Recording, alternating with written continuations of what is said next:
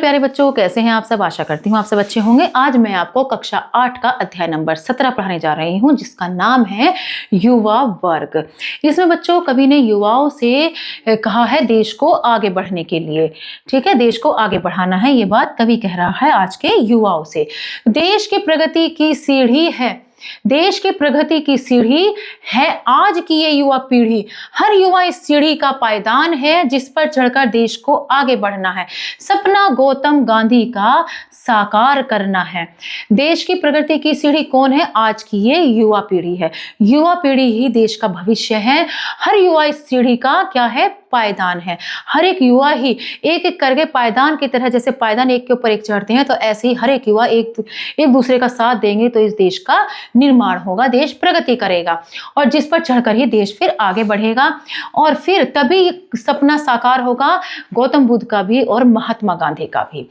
युवा वर्ग को जिम्मेदारी भारी उठानी होगी, विश्व में एक नई क्रांति लानी होगी। युवा वर्ग जो है, इस देश के जो युवा वर्ग है, उनकी जिम्मेदारी ज्यादा है और विश्व में वही एक क्रांति ला सकते हैं, तो उन्हें ही एक क्रांति लानी होगी। एक में नहीं, हर क्षेत्र में आगे बढ़ना होगा। अब तक जो है हासिल किया उसमें और योगदान देना होगा। देश के भाग्य निर्माता हो तुम, आने वाली पीढ़ियों के दर्शक हो तुम।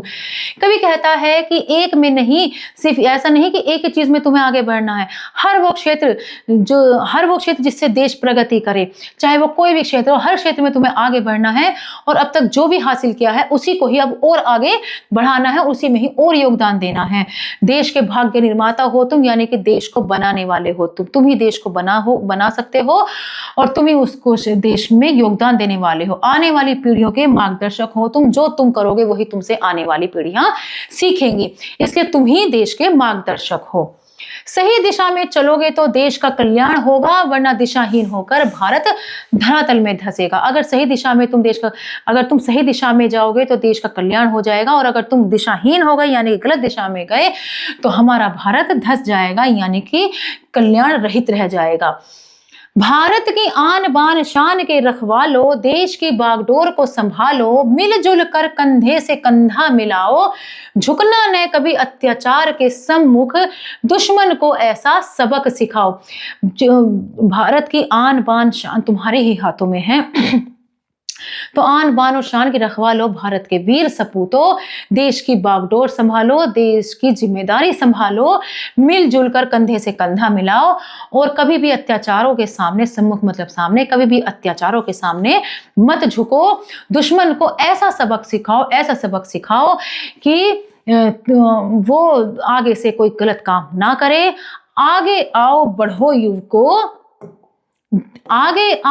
युवकों, दिखा दो इस विश्व को, युवा है तो क्या बाजुओं में दम रखते हैं।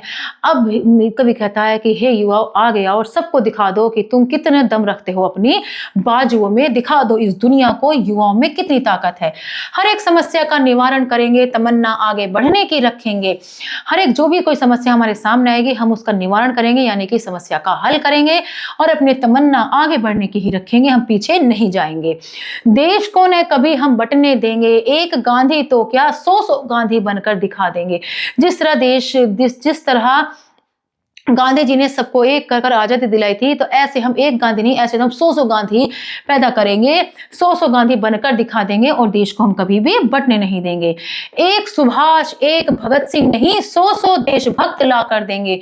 जिस तरह सुभाष चंद्र बोस और भगत सिंह ने देश को आजादी दिलाई थी, बलिदान दिया था और सच्चे सपूत कहलाए थे, ऐसे ही हम और भी 100 देशभक्त ला कर देंगे, देश को शिखर पर पहुंचा देंगे और फिर देश को शिखर पर पहुंचा देंगे।